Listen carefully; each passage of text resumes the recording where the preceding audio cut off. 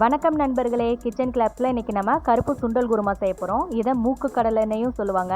சுண்டலை நீங்கள் முன்னாடி நாள் நைட்டே ஊற வச்சு எடுத்து வச்சுக்கோங்க. குக்கரில் சுண்டல் மூழ்கிற அளவுக்கு தண்ணியை விட்டு கொஞ்சம் உப்பு சேர்த்து 4 விசில் விட்டு சுண்டலை வேக வச்சு எடுத்து வச்சுக்கலாம். வேக வச்ச சுண்டல் 1 டேபிள் ஸ்பூன், சீரகம் 1 டீஸ்பூன், மிளகு 1 டீஸ்பூன், சோம்பு 1 டீஸ்பூன், உங்கள் காரத்துக்கு ஏற்ற மாதிரி பச்சை மிளகாய் போட்டு இதை அரைச்சி தனியாக எடுத்து வச்சிடலாம். அரைக்கிறப்போ வேக வச்ச தண்ணியை சேர்த்து அரைச்சிக்கோங்க. அடுப்பை ஆன் பண்ணி அதில் கடாய் வச்சிடலாம். அதில் 2 டேபிள் ஸ்பூன் அளவுக்கு தேங்காய் எண்ணெய் விட்டுக்கலாம். எண்ணெய் காஞ்சதும் 1 டீஸ்பூன் கடுகு, கொஞ்சமாக கருவேப்பிலை, 1 காஞ்ச மிளகாய் கிள்ளி போட்டுக்கோங்க. சின்ன சைஸ் பெரிய வெங்காயம் பொடிசாக நறுக்கியிருக்கோம், அதையும் சேர்த்திடலாம். அது கூட தேவையான அளவு உப்பு சேர்த்திக்கலாம். 1/4 டீஸ்பூன் அளவுக்கு மஞ்சள் தூள் சேர்த்து நல்லா வதக்கி விட்டுடலாம்.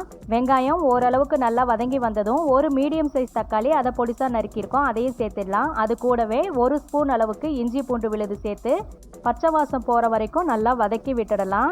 இந்த அளவுக்கு நல்லா சுருள வதங்கி வந்ததுக்கு அப்புறமா இது கூட நம்ம வேக வச்ச சுண்டலை அந்த தண்ணியோட சேர்த்து விட்டுடலாம். இதை நல்லா கலந்து விட்டுடுங்க. இது லேசா ஒரு கொதி வரட்டும். இந்த மாதிரி கொதி வந்ததும் நம்ம அரைச்சி வச்சிருக்கிற சுண்டல் விழுதை சேர்த்து அதை கூட மிக்சி கழுவுன தண்ணியவும் கொஞ்சம் சேர்த்திட்டு தேவையான அளவு தண்ணியும் சேர்த்து விட்டுக்கலாம். ஏன்னாக்கா இந்த கிரேவி கொஞ்சம் திக்னஸ் ஆகும். டைம் ஆக ஆக சப்பாத்தி பூரிக்கு வெள்ளை சுண்டல் செட் ஆகிற மாதிரி ஆப்பத்துக்கும் புட்டுக்கும் இந்த கருப்பு சுண்டல் ரொம்ப ருசியா இருக்கும். நீங்க கண்டிப்பா ட்ரை பண்ணி பாருங்க.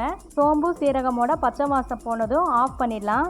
மண் சட்டிங்கிறதுனால ஆஃப் பண்ணியும் பாருங்க கொதிச்சிட்டு இருக்கு. கொத்தமல்லி தலை தூவி இறக்கி வச்சிடலாம். சுட சுட சுண்டல் குருமா ரெடி ஆயிடுச்சு. திரும்பவும் நாம இன்னொரு ரெசிபியில சந்திக்கலாம். நன்றி.